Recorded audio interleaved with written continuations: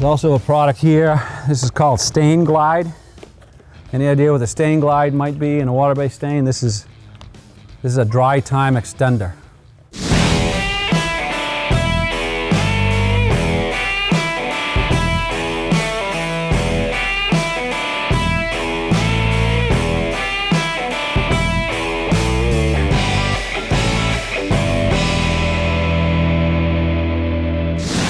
Big rooms, dry weather, where we want to avoid having lap lines, we use this StainGlide.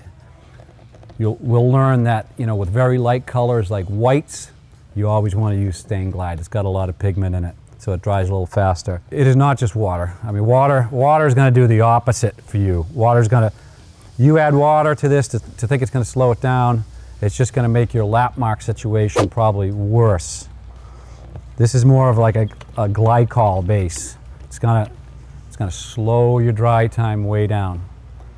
So we're gonna use it on big projects, dry weather, February, you know, there's no humidity.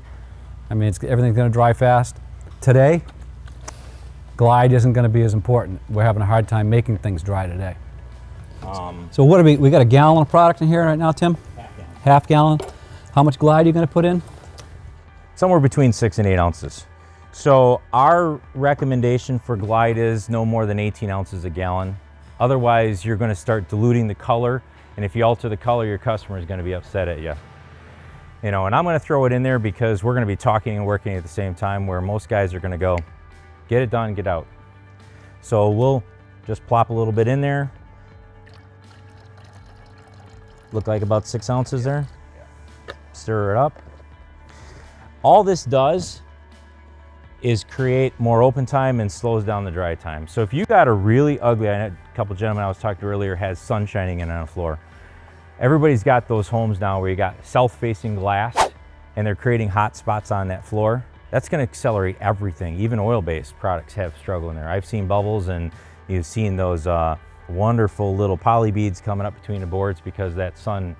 This is no different. It's gonna dry faster. There's no way around it. Product out of the container in good conditions, 2 to 4 hours, you can start coating it.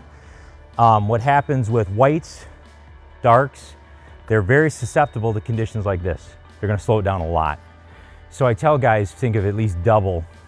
When you add Glide, you're probably triple the dry time. So 12 to 18 hours, that's not that big a deal.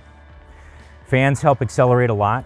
So we really recommend using fan work to help contradict some of those troubles. I will say this though, never put Glide in finish. So if you mix Glide in product, that can no longer be used as a product that you can put in finish.